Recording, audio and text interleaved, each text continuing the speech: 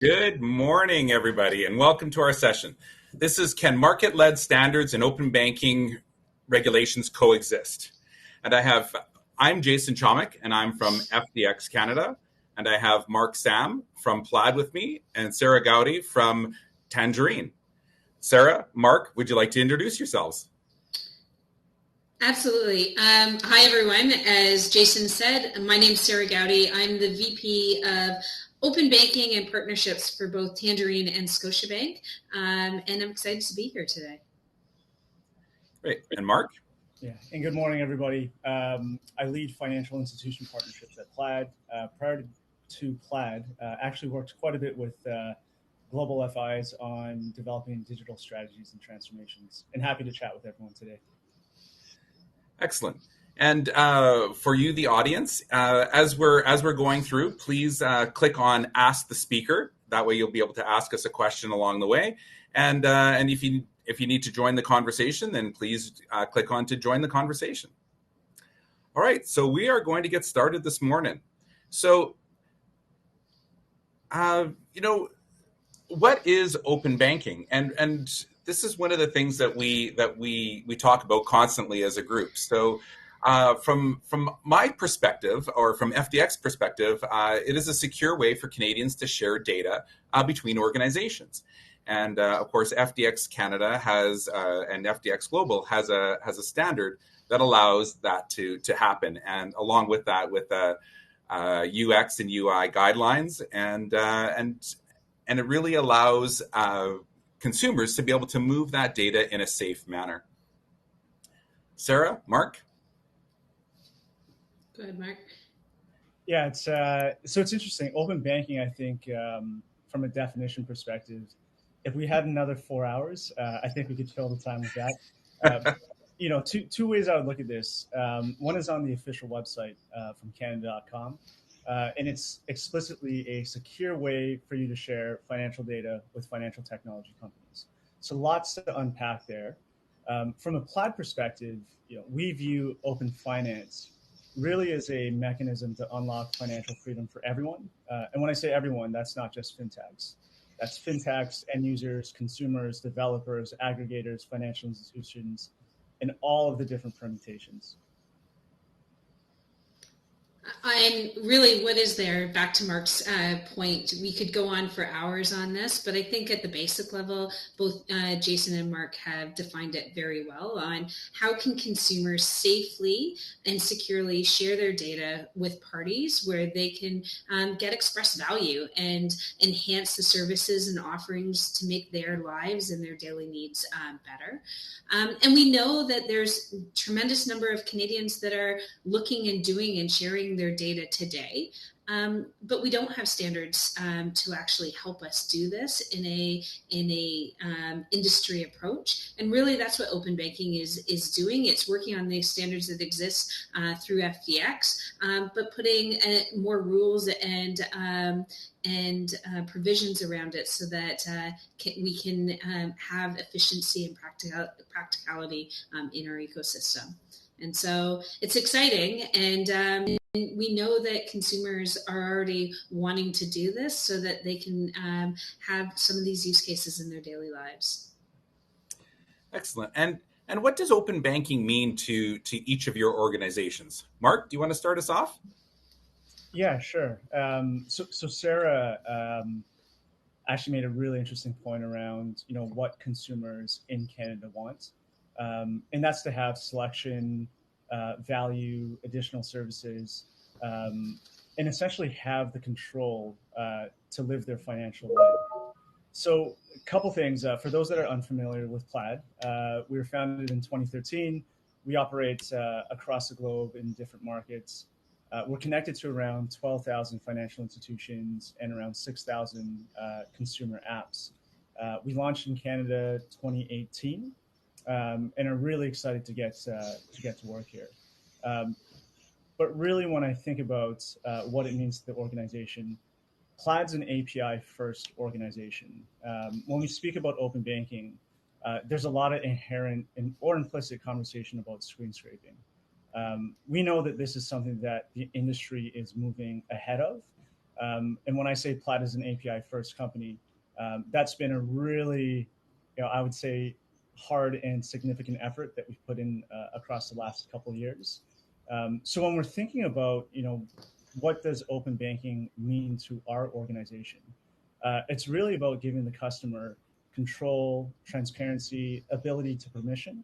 And we started off as, what I would frame as more of a developer infrastructure type of company, building tools to develop quicker.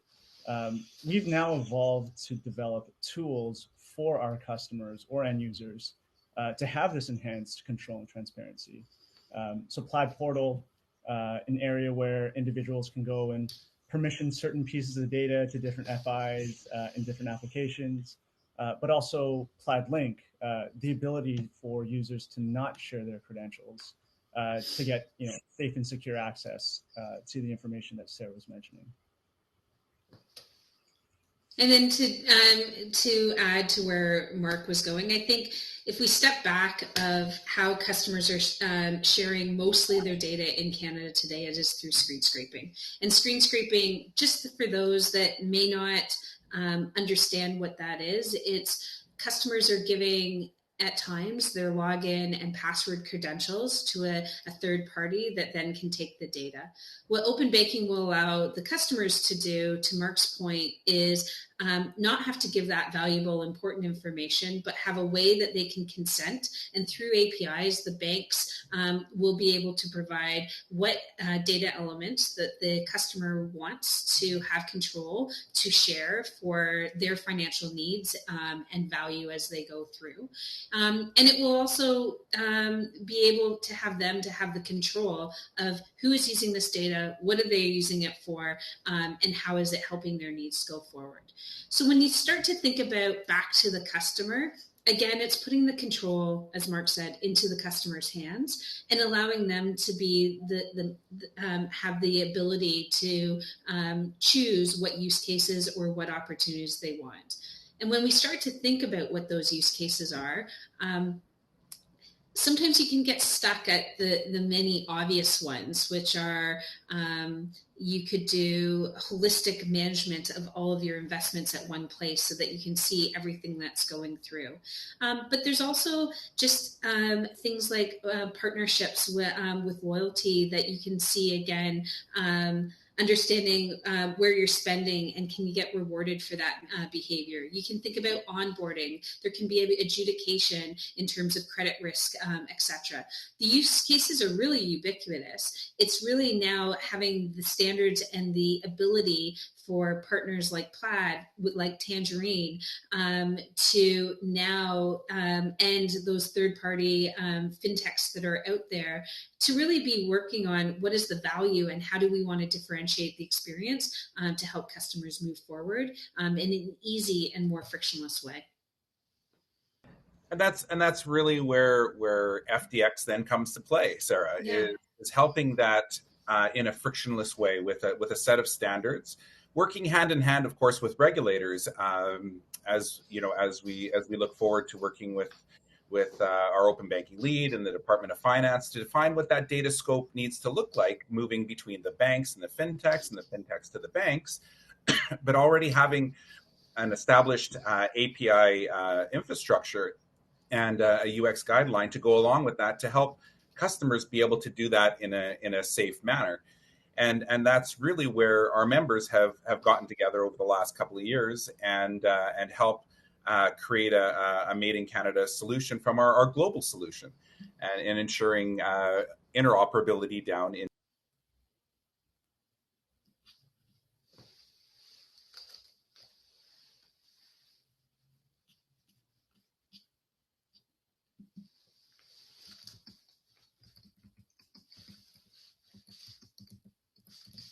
Jason, I think you may have accidentally hit the mute button there for a second.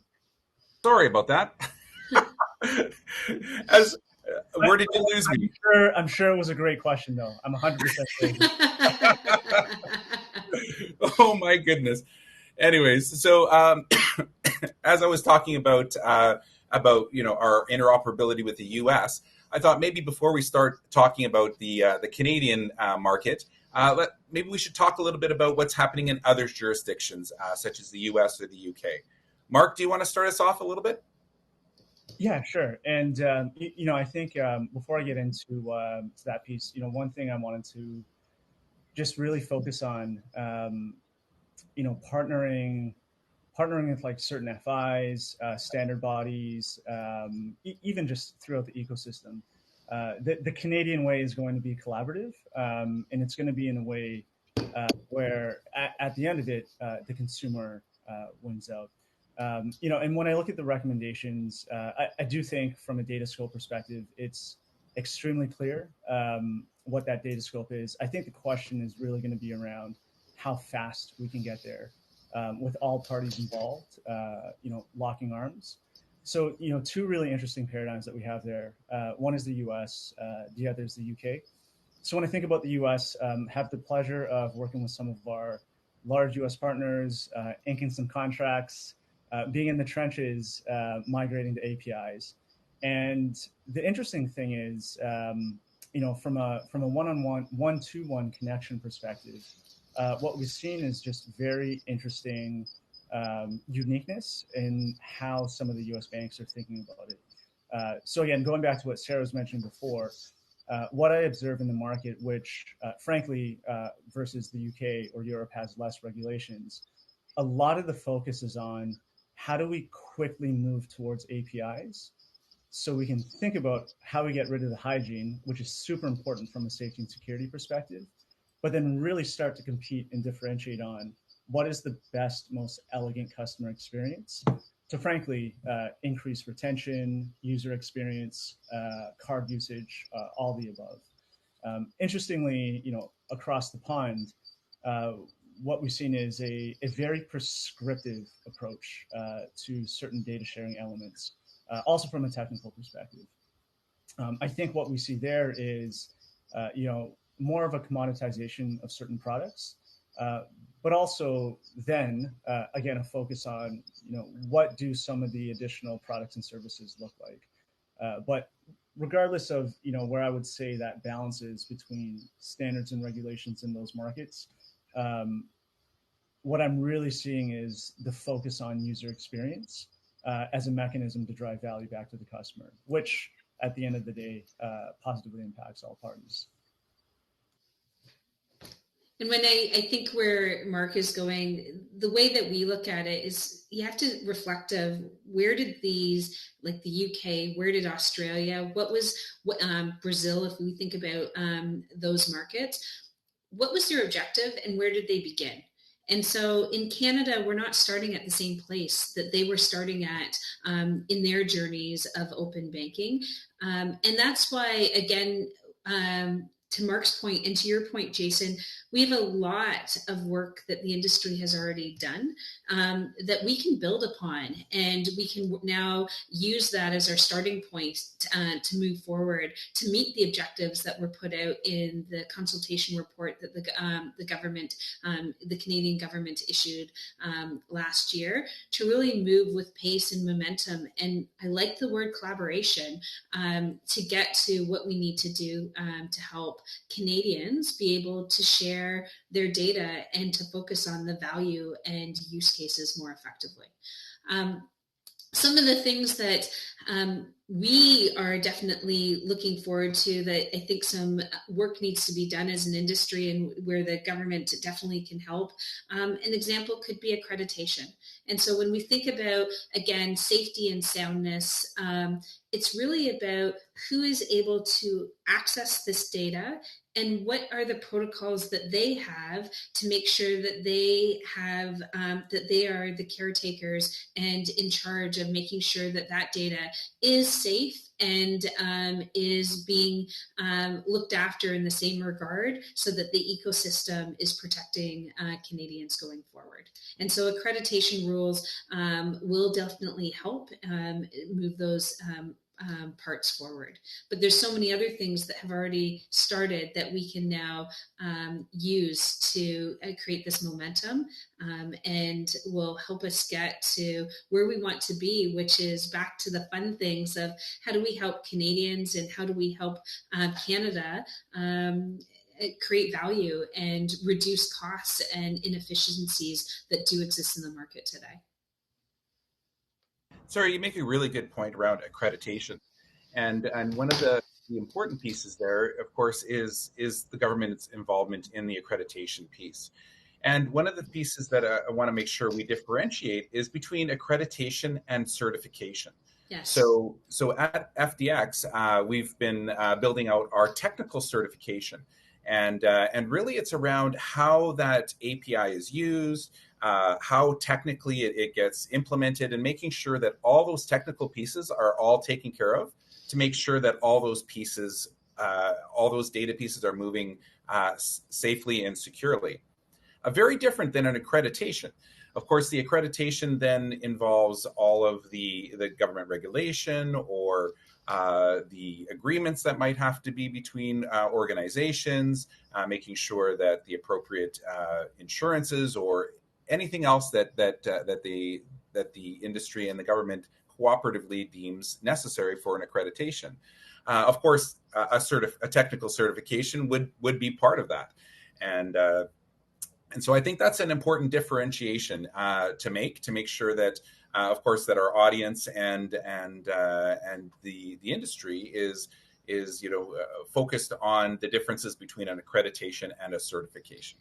Absolutely. And I think, Jason, when we start to even think about even accreditation, we need to make sure that it's balanced, because you can't have accreditation that is impossible. And so what are the objectives in terms of what we're trying to do? What is meaningful in terms of how we can get parties accredited, but then we're also protecting the ecosystem. When I think about a certification is how are we making sure that the connection points that we're doing are running in the most effective and efficient way, so that we don't have stumbling blocks where maybe a standard doesn't meet or isn't consumable by another party. Yeah, absolutely. And we need to make sure that all parties are able to participate in the accreditation as well, because you have large fintechs, you have small fintechs, you have large banks, you have small community banks. We have to ensure that all parties have access to that and are able to then get accredited to be able to participate in open banking. Absolutely. Excellent. All right, so that really brings us to our final point, which is interesting, because what is our perspective on what the industry needs to get it right?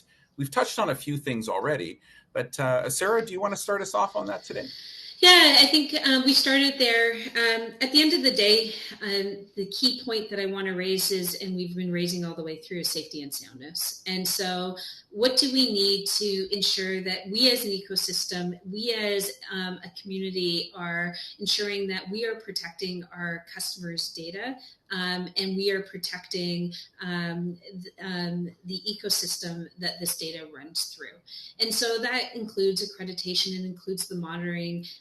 It includes liability in ensuring that follows the risk of where the data is.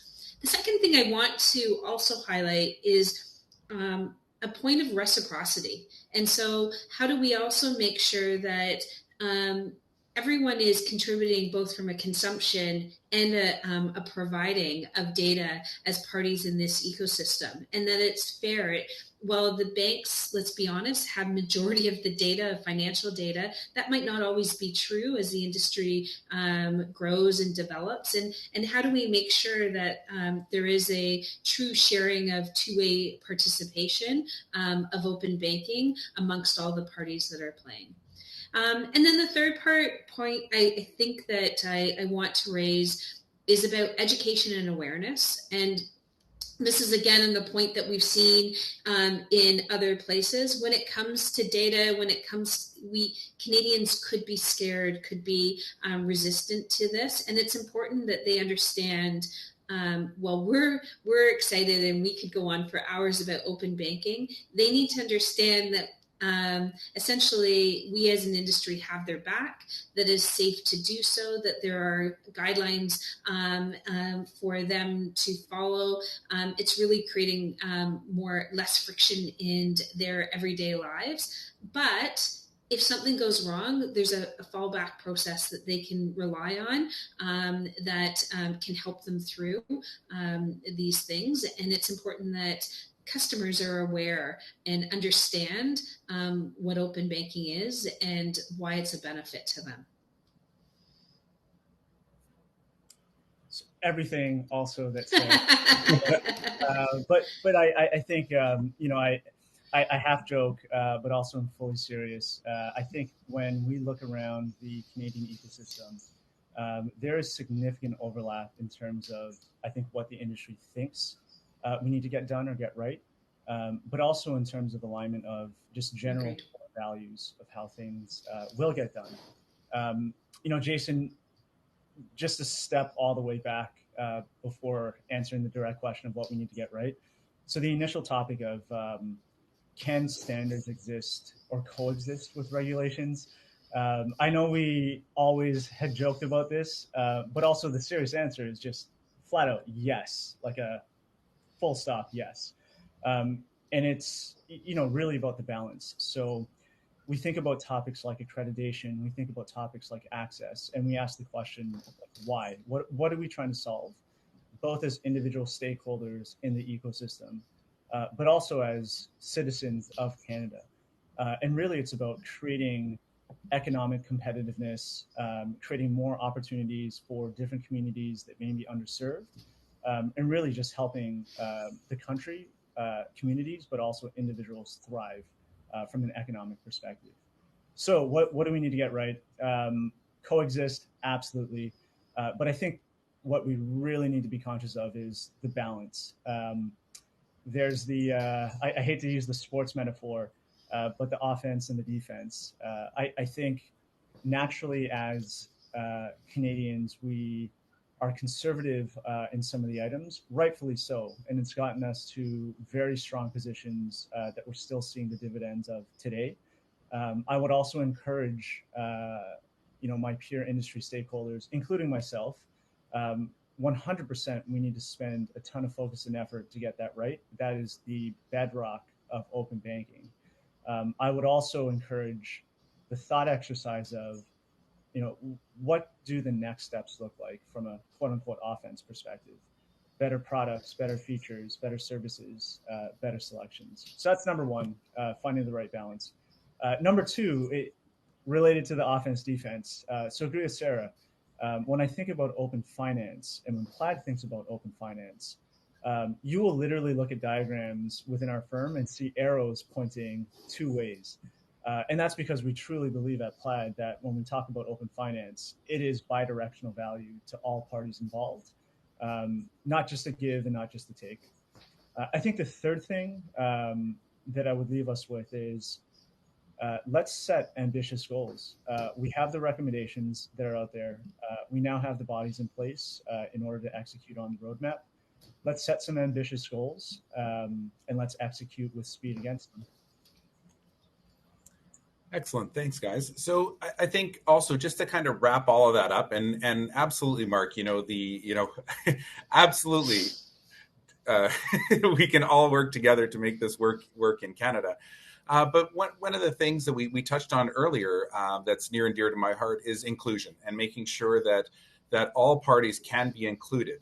I've worked with some small fintechs, some small banks, some big fintechs.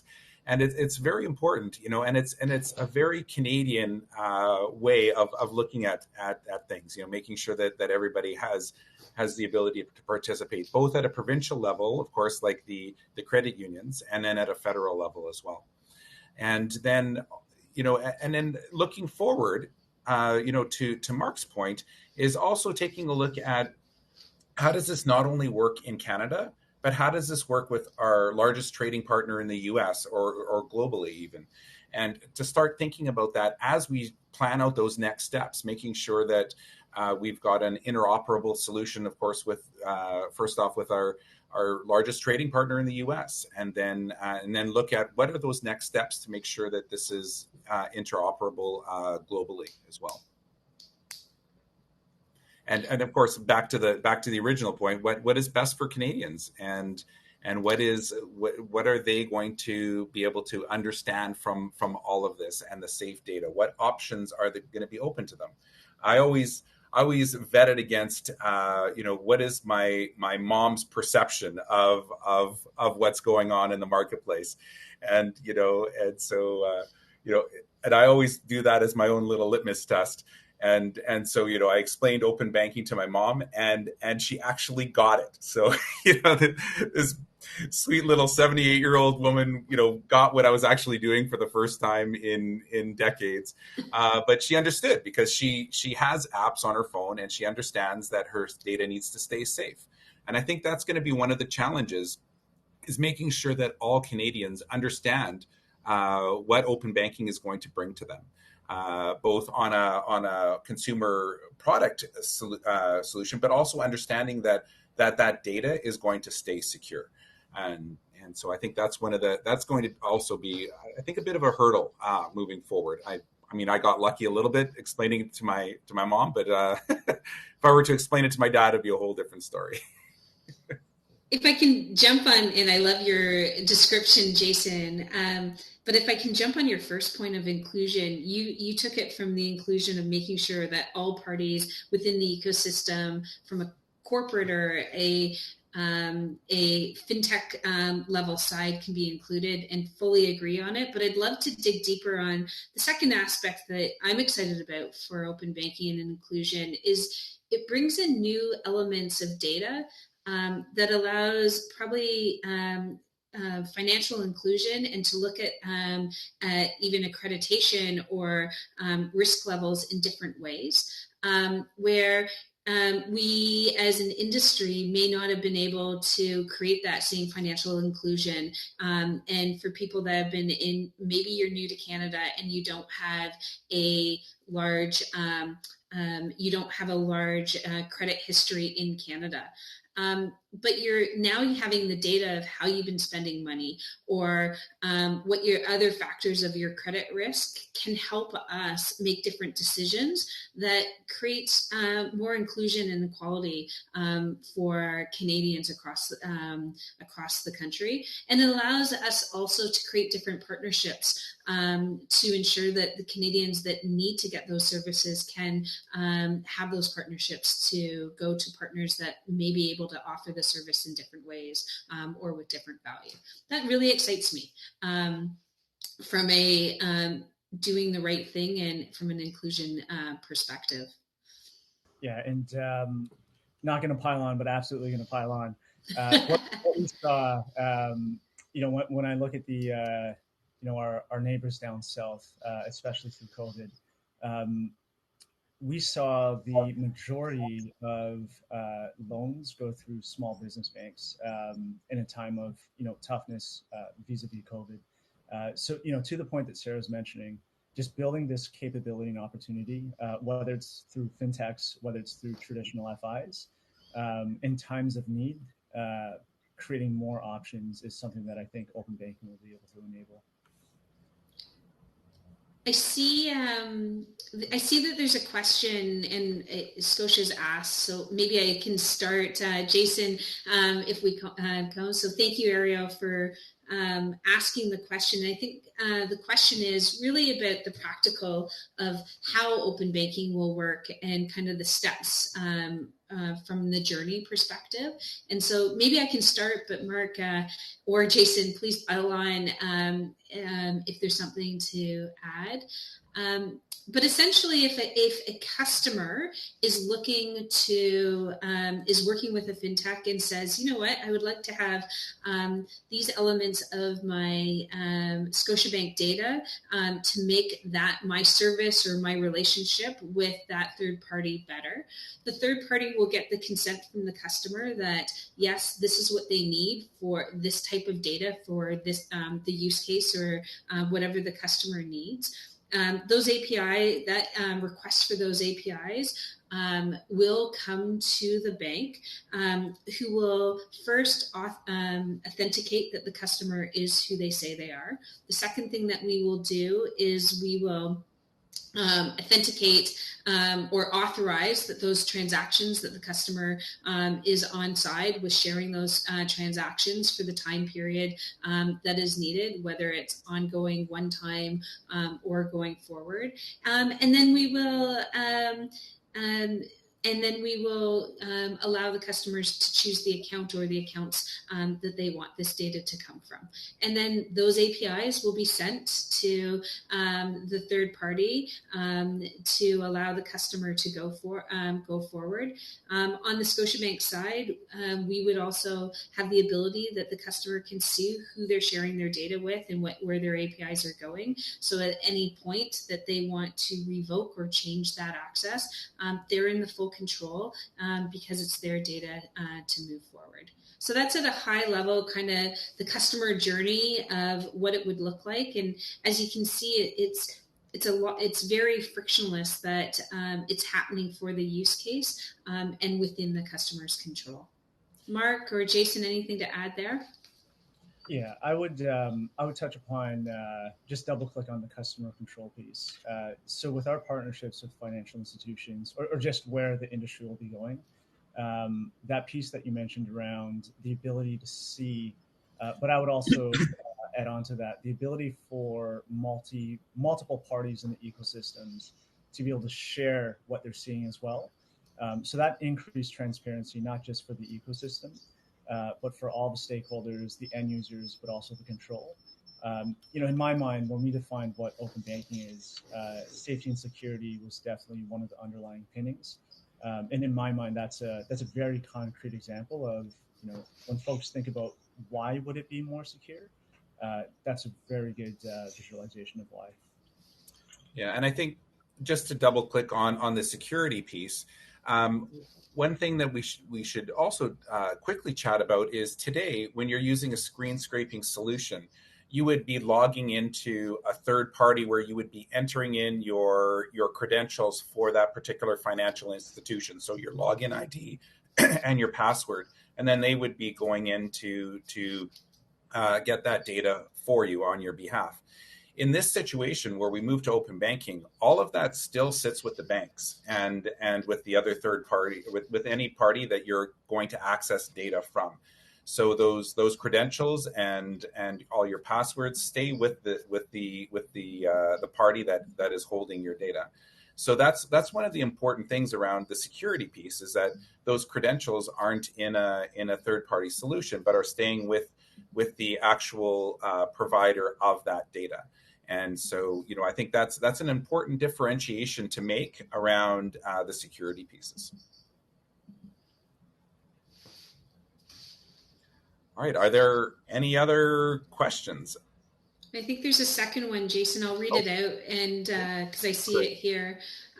Will open banking make it possible for clients to choose a product or service on some kind of central dashboard, say for an auto loan, mortgage, etc.? And I think those are the use cases that could exist, and so the answer is yes. I think they definitely have seen that those types of services exist both in the US, but also in Australia and the UK, in terms of making marketplace opportunities of what you might be approved of and service providers of where to go. Those have come up in other markets. Yeah, and I would add yes, and what we will see, I actually don't think we'll be able to articulate today. The rationale behind that is, I think today, the general thought around open banking is either the consolidation or the bundling of current services.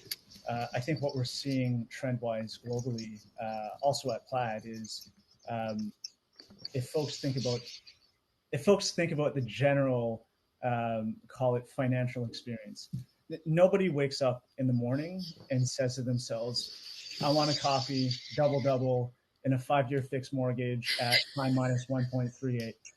It might. And, apologies to folks who do think that in the morning.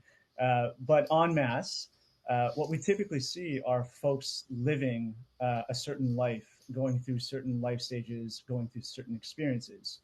And with that experience, we are also then seeing fintechs and also large FIs alike embedding certain modules of financial capabilities into the experience. The great thing about that is it just feels more natural. The timing feels more correct. And the benefit to the end user is they're being offered products that would just make more sense for them at the right time as well. Yeah, it's embedded into their life cycle, their existing journey and their existing life moments. And that's a really interesting anecdote because you take a look at even generationally, like you take a look at my son or my nieces and nephews who live their entire lives on their devices, and that opportunity for different services to be able to be offered both from fintechs and banks and allow that safe movement of data will be inherent to the way they live their lives today, right? They who knows, Nicholas could be sitting having his double and get an offer for a mortgage as he's getting ready to ask a beautiful woman to marry him, that offer comes up and that data can be exchanged. And so it's interesting to see the generational changes as well and how that's going to influence open banking as we move forward as well.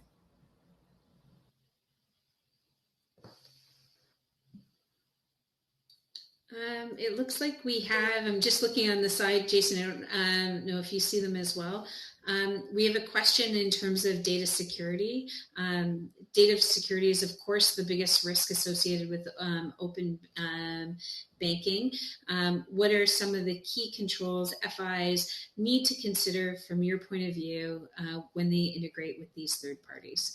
And so I'll start. So I think, let's be honest, it's all the same risks that we look at today and all the same aspects that we look at today. I'm going to maybe start with answering the question. Data sharing happens today.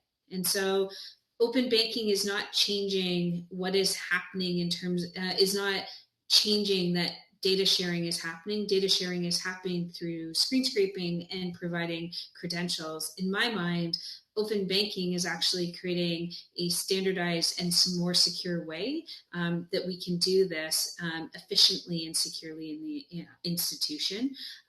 Obviously, that still comes with understanding who our customers are, what data they are sharing, making sure that things like that we started at the beginning, that authentication, that the customer who is coming in and requesting to share this data is who they say they are, and that we've received the consent and have given the customer the transparency of what's going through, and then are providing them the tools to do in a safe and secure manner. But Jason or Mark, anything that you would add to that? Yeah, I would add it is one of the most important things about open banking, and I would actually add on to that just generally in banking or financial services, it always has been one of the foundational items that every single participant has and will continue to think of. Two different bookends, which I think are really interesting for thought exercises.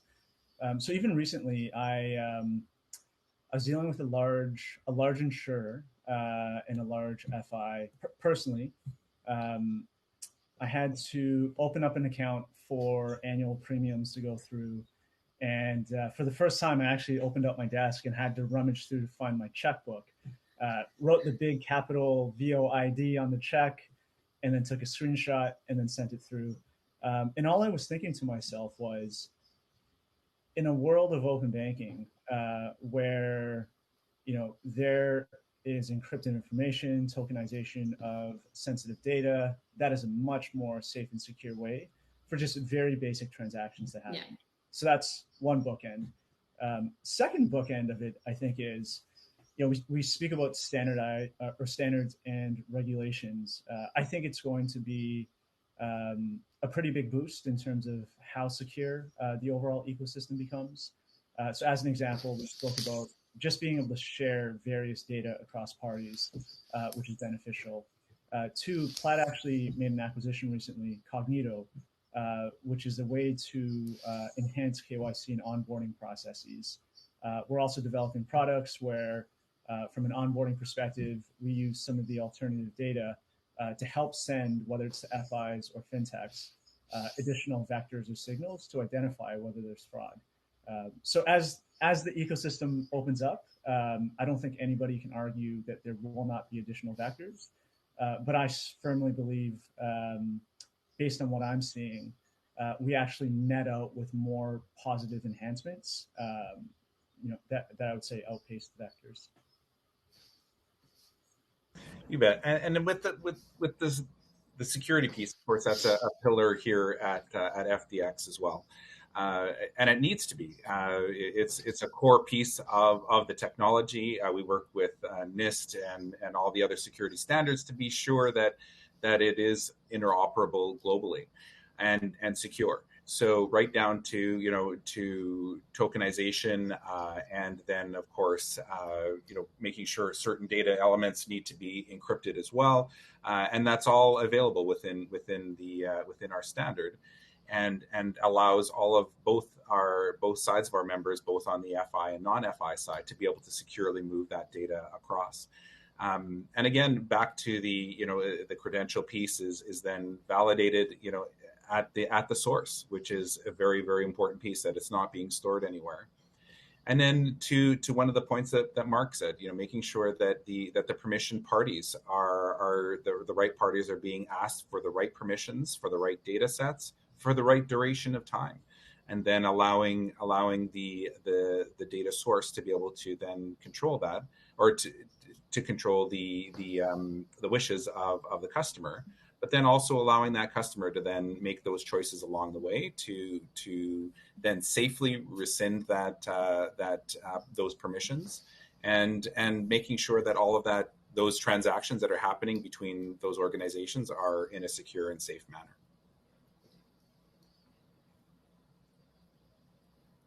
All right. Do you see any more questions there, Sarah?